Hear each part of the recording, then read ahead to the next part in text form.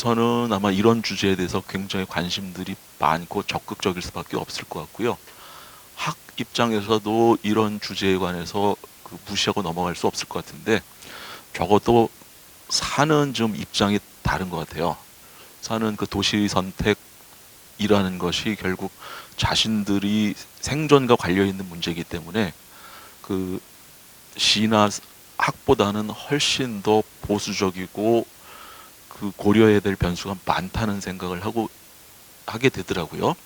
도시가 어떤 방식으로 산업을 묶어 나갈 수 있을까가 훨씬 더 중요한 주제라고 생각을 하고 있는 상황입니다. 저는 이번 코로나19 기간에 우리가 또 미래 도시에 대한 여러 가지 단초들을 좀 봤다고 생각을 해요. 그래서 그 중에서 하나가 저는 업무 측면에서는 상당히 유연근무 또 재택근무가 활성화된 것, 뭐 주 2일, 주 3일 근무를 어떤 옵션 중에 하나로 진지하게 이제 고민을 하기 시작했고, 3일 근무를 하게 된다 그러면 이제 한 달에 12일 일하게 되는 거고, 나머지 18일을 과연 근로자 본인과 근로자의 가족들이 어디서 시간을 보내게 될까, 어디서 또 소비를 하게 될 것이고, 돈은 어디서 쓸까, 자녀 양육은 또 어디서 하고, 레크레이션이나 또 휴식은 어디서 취할지, 저는 이런 것들이 미래 스마트 도시를 앞으로 디자인할 때 굉장히 고민하게 만드는. 소득 수준에 대한 어떤 시나리오가 지금 좀 결여되어 있고, 여기에서 이야기하는 그런 교육 방식이라든지 라이프 스타일이라든지 이런 것들은 사실 중산층 이상만이 가능한 그런 시나리오로, 디지털이 된다라고 이야기했던 부분들은 대부분 고부가가치의 IT라든지 특정 산업군의 중심이었고, 실제의 물리적 공간과 어떤 그런 인프라 장비라든지 그다음에 사람의 도움 없이는 되지 않는 그런 산업군들이 있었고, 결국에는 일자리가 먼저 있어야지 거기에 이제 일하시는 근로자들이 따라오고, 그 근로자들을 위한 이제 배우 주거 혹은 이제 도시 서비스 이런 것들이 이제 따라오게 된다. 그러면서 이제 우리나라도 좀 경험을 하는 게, 너무 이제 수도권 위주로 이제 집중되는 기업들을 물리적으로 좀 강제 이전을 시켜가지고 지역의 어떤 균형 발전을 추구를 한다든지, 기업들을 이전시키려고 또 이제 어떤 정책적인 대안들을 이제 제시를 하지만, 제 기억 속에 아직은 이제 성공 사례는 보지 못한 것 같아요. 우리가 도시를 만든다 혹은 스마트 도시를 만든다라고 했을 때 이 기업들을 유인할 수 있는, 진짜 기업들이 원하는 게 뭐고, 이들의 생태계와 도시를 만드는 사람들이 이들을 지원할 수 있는 방안이 뭔가, 이런 걸 좀 원천적으로 좀 고민을 해야 되지 않나, 이런 생각이 있습니다. 이제 네옴이라는 것의 가장 큰 장점 중에 하나는 사우디인 것 같아요. 거기도 엄청난 왕정 국가고 엄청난 컨트롤한 국가에서 딱 여기를 개방해서 여기 이렇게 하겠다라는 그런 어떤 방법. 지금 이제 석유 기반 사업이 아니라 다음 사업을 해야 되고, 지금 한 3가지 정도로 방법을 알고 있는데, 그 중에 하나가 이제 항만의 물류를 같이 도와는 도시를 만들겠다라고 해서 또 다른 사우디의 다음 어떻게 보면은 국가의 발전을 하고 싶은 방향을 제시한다고 생각을 하고 있거든요. 광주형 일자리가 맨 처음에 성공을 하고 나서 다른 지자체에서도 우리도 할래 하지만 결국은 다 특수해란 말이에요. 멀리서 볼 때는 스마트인데 뭐 잘 모르겠습니다만 들어가기 시작하면 다른 종류의 기술들이 더 저 도시를 성공시키는 기술들이 아닐까. 택지를 개발하고 그 개발한 비용들을 결국 토지를 매각해서 수익을 올려야 되고, 그 토지를 그러니까 매입한 주체는 또 거기에 건축을 해서 분양을 해야 되고, 그게 또 수익이 돼야 되고, 또 분양을 받은 사람들은 거기에서 사업을 해서 또 수익을 내야 되고, 결국에는 실제 그 도시를 이용하고 도시의 여러 혜택을 봐야 되는 사람에게는 그 모든 비용을 부담해야 되는 어떤 이런 구조가 되는 거죠. 그래서 우리가 미래 스마트 도시를 만들 때에도 과연 이 구조를 어떻게 다시 세팅을 할 것인가, 그리고 만약에 도시의 가치가 증진이 되면 어떻게 그 도시의 가치를 구성원들이 잘 공유하게끔 할 것이냐, 이 구조를 만들지 않으면 우리가 어떤 스마트 도시를 만들어도 사실은 모두를 위한 도시, 모두가 행복한 도시에 다가가기가 굉장히 어렵겠다, 좀 이런 생각을 하게 됐고요. 인류 삶의 진화에 공헌하는 그런 또 새로운 도시도 탄생하게 하는, 제가 볼 때는 한 일석사조 정도의 그런 솔루션을 우리가 모색하고 있는 게 아닌가 이런 생각이 잠시 들었고요.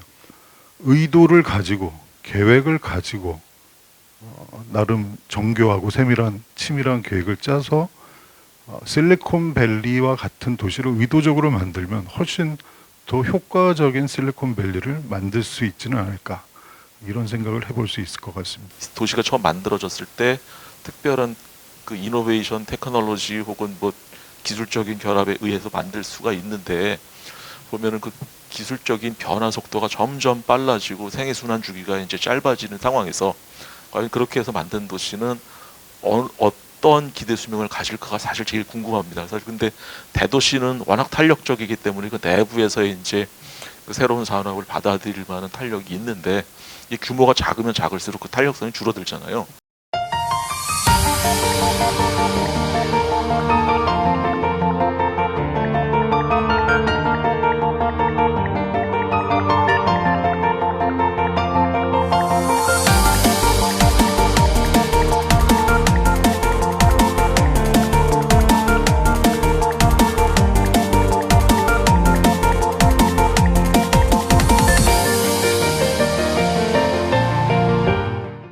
이 30분 내에 자기가 원하는 어떤 A라는 지역에서 B라는 지역까지 가는 것을 가정을 했을 때 그때 이제 추산될 수 있는 이제 인구 규모가 5천 명에서 3만 명 정도 사이가 아닐까라는 생각을 갖고 있고요.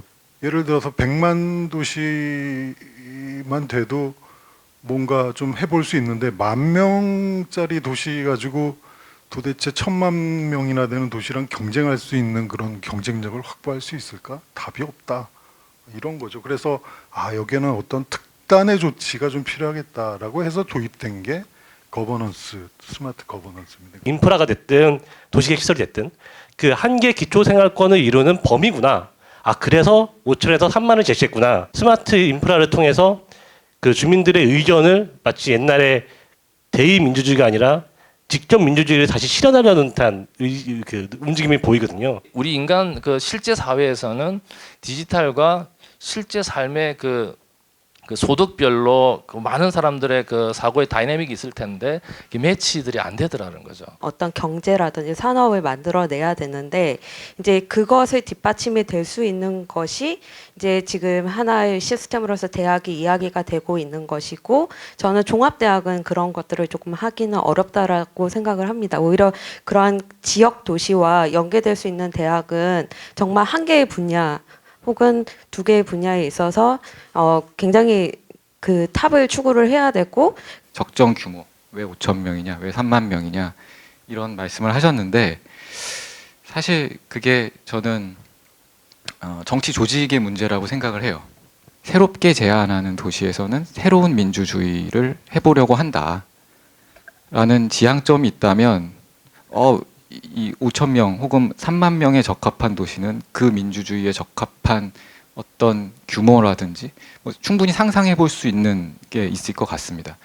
시민들도 그렇고 그다음에 이제 그런 전문가도 그렇고 대학의 역할도 마찬가지고 자기 지역에 대한 어떤 충실한 어떤 문제 의식과 이거를 해결하고자 하는 좀 굉장히 활발한 토론과 이런 아이디어 제시와 이런 것들을 꺼내놓고 같이 공유하고 이 도시가 지속적으로 운영되어질 수 있게 하기 위해서는 지역이 같다라는 것이 아니라 기본적으로 도시의 운영과 관리에 적극적으로 참여하겠다라는 사람들이 모인 공동체를 만들면 어떨까라는 생각으로 저는 이제 좀 현재 있는 대지가 아니라 현재 있는 도시가 아니라 완전히 새로운 지역에 새로운 도시를 만드는 거를 제안을 했었거든요.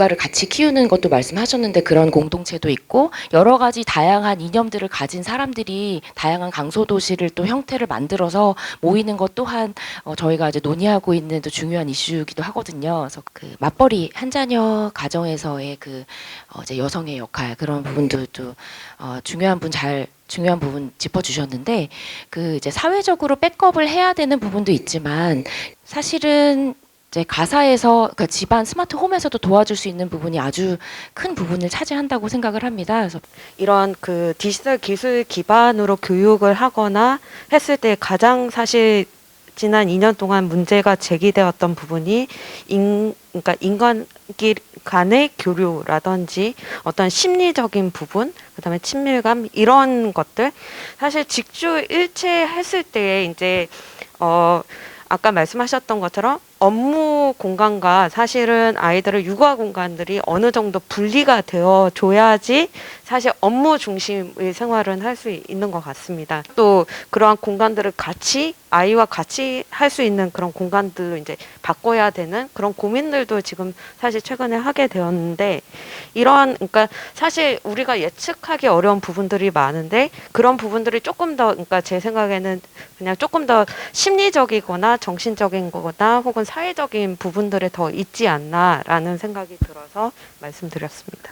스마트 시티에서 스마트 홈으로 확 뛰어버리니까 그 중간에가 조금 없는 것 같습니다. 그래서 뭐 동네도 좋을 것 같고 아니면 블록도 좋을 것 같고 아마 이제 비슷한 말씀이셨던 것 같은데 단지 이 스마트 홈에서는 조금 더 구체적이니까 여기서 어떤 삶의 모습으로 살 수 있을 것인가 그런 시나리오가 있으면 또 하나는 의료와 돌봄 기능이 더 많이 있긴 있는데 더 많이 강조되고 이야기가 많이 돼야 되지 않을까 싶어요. 저는 진짜로 그렇게 생각해요. 미래 스마트 홈은 그게 핵심일 것이다. 스마트 거버넌스에서 학이 거기에 있는 시민들에게 마치 평생교육과 같은 그 프로그램을 제공해주지 않냐라는 거예요. 직장도 마찬가지인 것 같아요. 직장인들이 뭐 24살이든 27살이든 첫 직장 간 다음에 13579 병 걸려가지고 헤맬 때 나 다시 한번 돌아갈 수 있는 그 어떤 안식처, 그러니까 돌아갈 수 있는 장소가 학이어야 되지 않을까 생각이 들어요. 인생도 길게 살잖아요, 저희야. 그렇게 한다면 좀 더 인생 길게 갈 수 있는 방법을 제공해주는 도시가 되지 않을까라는 생각이 들었습니다. 세 가지 공간을 주목하면 좋겠다 그러셨잖아요, 그죠? 서재랑 거실이랑 자녀방. 그런데 이제 그런 부분들을 그렇게 지금 그 이름이 계속 남을지도 잘 모르겠어요. 사실은 생산은 인류에게서 제일 먼저 떨어져 나간 거였거든요.